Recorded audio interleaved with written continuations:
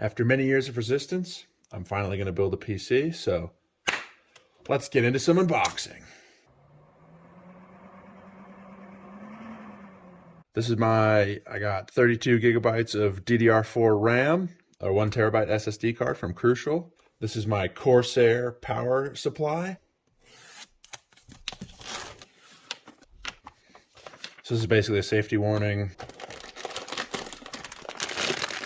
Some cables to be managed. Power cable. Oh, zip ties. Mounting bolts. What are you? A mounting plate of some kind. Here's the little bugger. Oh, she got a nice little fan.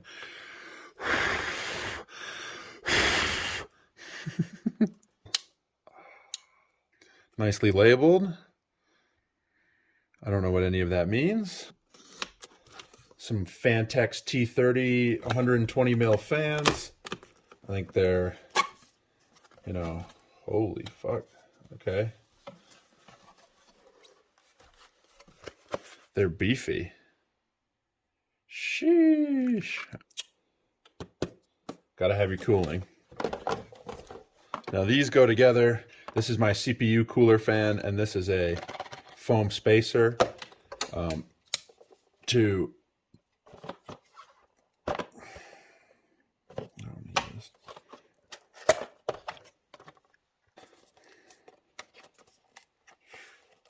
freaking hey, dude.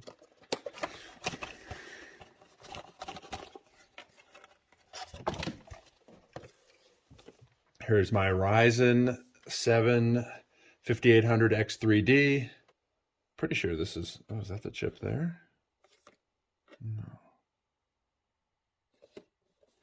Why would they put it right up against the side like that?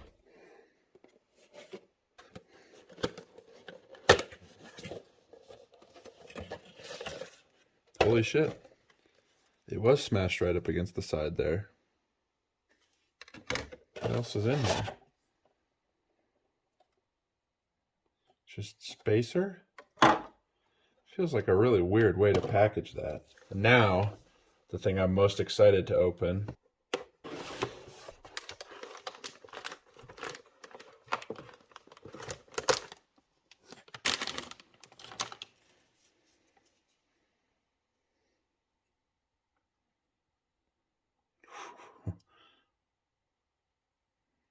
This thing is badass.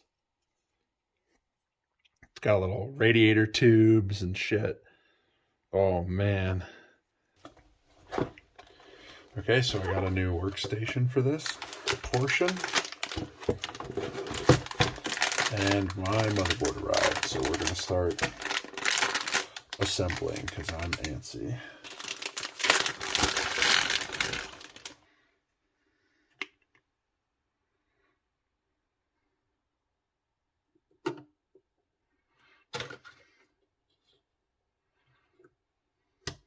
Well, I put the triangle next to the triangle, so hopefully that's...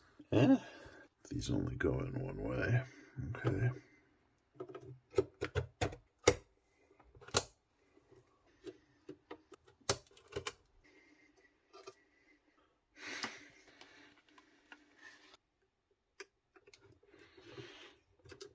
There we go.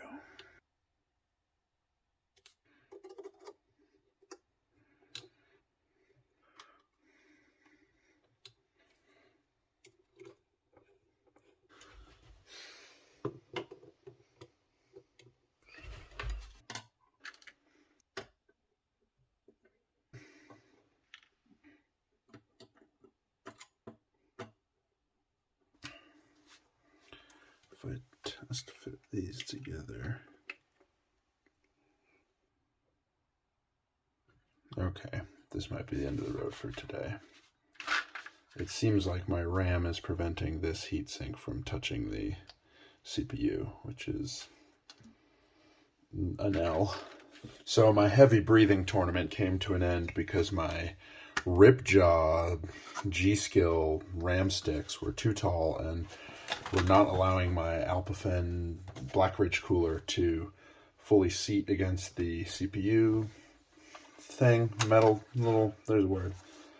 So Now I have these, which will hopefully solve this issue.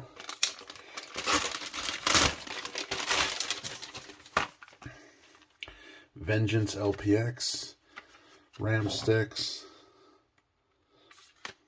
a little comparison there. So this will give us the clearance we need to put our cooler on.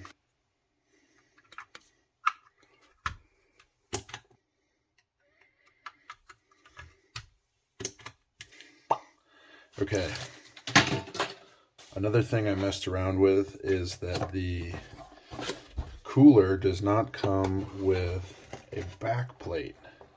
And that's something I heard someone complain about on a review. I took the back plate that came with this motherboard with the stock hardware, and it had little standoffs, you know, that came out to here with little threaded holes. I just took a drill, drilled them flush, and then hit them with a little nail polish. That one's ugly, but the rest of them are pretty good. So that it looks, you know, and then this can just be the back plate. Nice.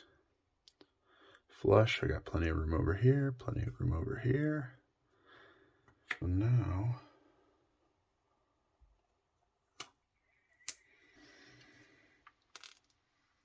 oh God, is that all I get? Wow, I did a horrible job of that. That's hideous.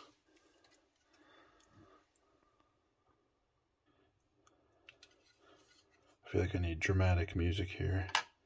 Dun dun dun. Oh God.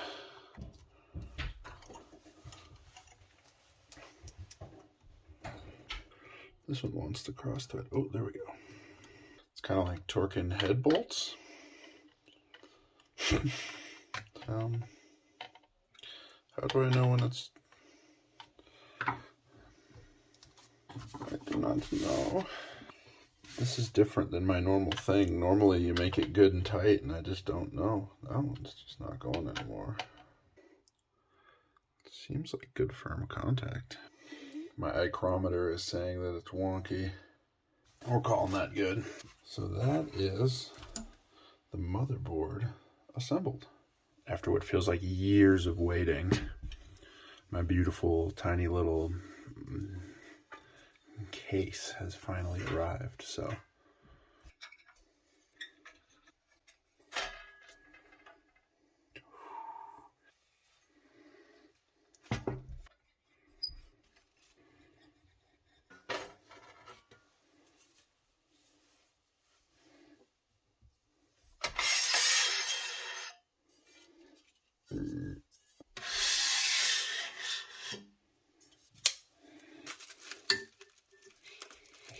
because I know where the Mobo go.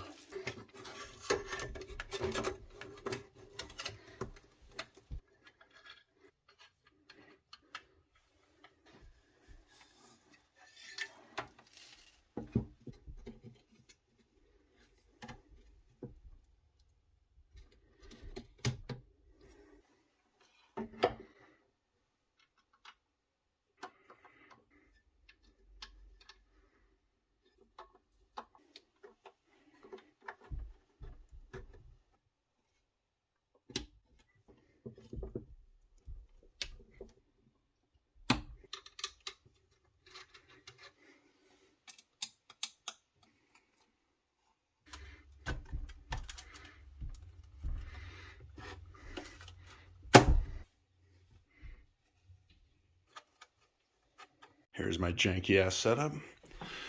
Borrowed monitor, borrowed keyboard, borrowed mouse, computer in the chair because I don't trust this table at all. My computer so I can Google what the hell's going on. And I'm still getting no signal, and I don't really know why. Maybe it's because of the CPU. I don't know if I need to put the BIOS update in. I don't know how this works. After panicking for many, many minutes thinking that I bricked my new computer and doing some diagnostic, which was also confusing because I can do electrical diagnostic, but it's usually on cars, I learned that the outlet that I plugged it into was bad. So we're going to try again. Okay, here's take 2 and an outlet that I've tested beforehand.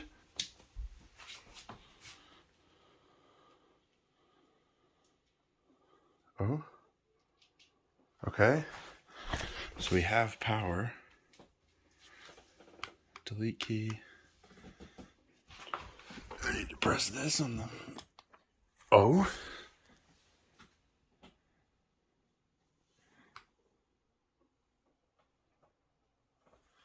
Do you hear that?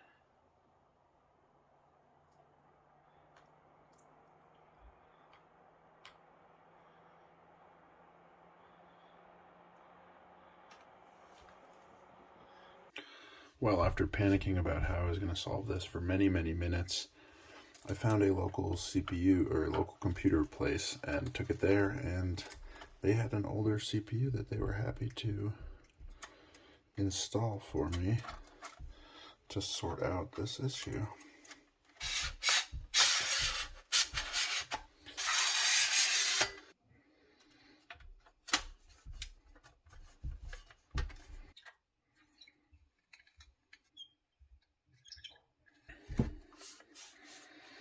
This probably looks a lot like the shot from, well, insert timestamp here somewhere. Here, here, here. Except now, all the guts are in her. Welcome back, my fellow nerds. This is just never ending. So, in my panic that this board was not communicating with my CPU because of the BIOS update, I ordered another motherboard, which I then promptly canceled within a couple hours of ordering it. I canceled it, I'm pretty sure. And because this was fixed by the very friendly nerds at the PC place. Despite canceling my order, my other motherboard did arrive, and this one has two M.2 slots and is 5000 ready, which should not need a BIOS update to run with my my X3D, 5800 X3D. So this is definitely an upgrade over what I have. And because I'm still within the return window of what I have, and this has an M.2 slot, or two M.2 slots, so I can upgrade storage in the future, I'm going to swap this in.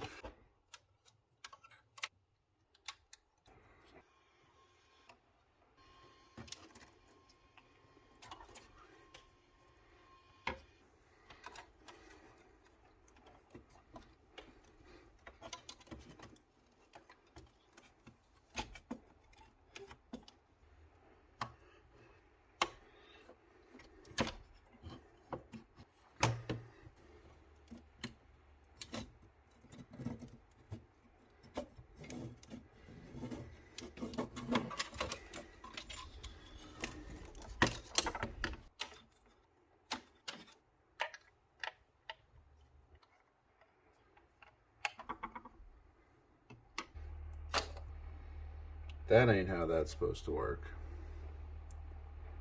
These motherfuckers put chewing gum on here? Why is that so sticky?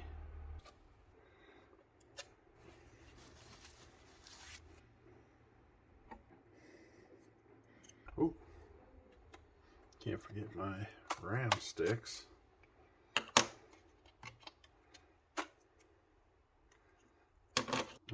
There we go.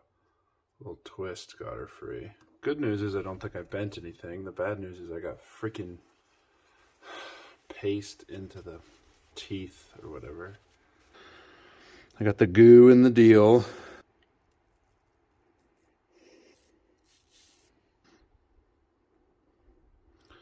It's not perfect, but I think that it'll do. This one feels sturdier than the last one. The I/O shield is built in. That is slick.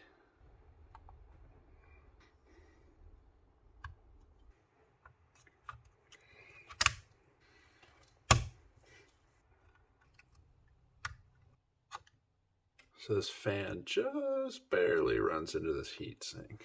I'm just going to run it without this upper heat sink.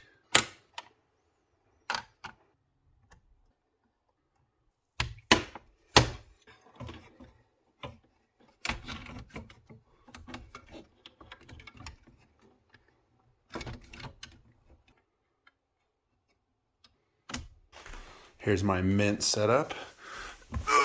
So, let's see how we did. Yeah. The light came on. The fan came on.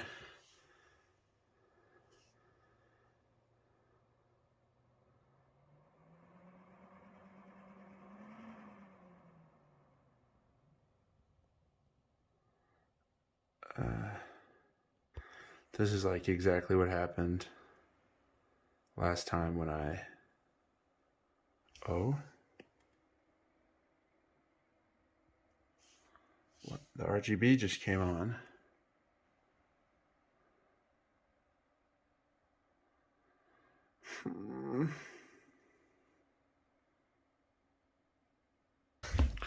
It's plugged into here, into there. Oh. Oh? Am I dumb? Well, we know I am, but...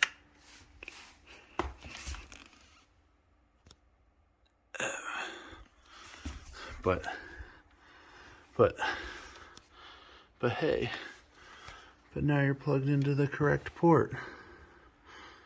Do the thing. Okay, I turned it off and back on. Now we're here.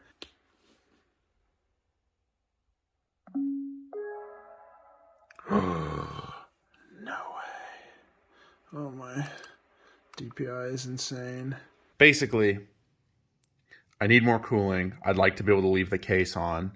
I took it off just because I'm going to have to do some modification. I have this slim fan that I want to put on the outside of this cooler. Progress update, I've had to take my GPU kind of out. That gets me access to my backplate for my cooler.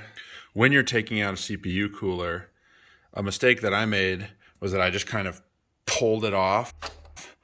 And what you want to do is you want to twist it because the thermal paste kind of glues the CPU cooler to the CPU.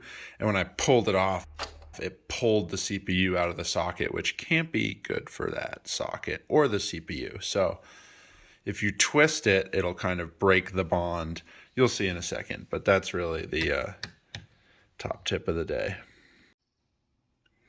Just kind of give it a little back and forth action.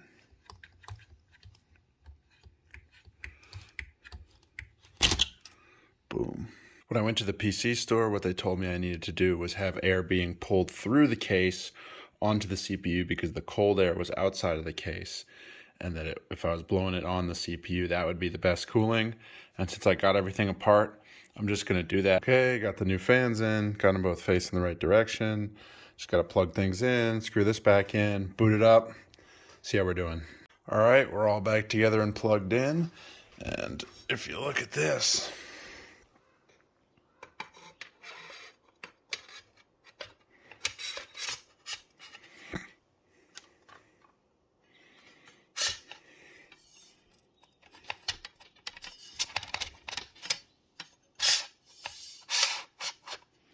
just barely squeezes in there. Tuck all these cables. This side seems to be closer than this side. Well, we won't worry about it, but theoretically that should be good.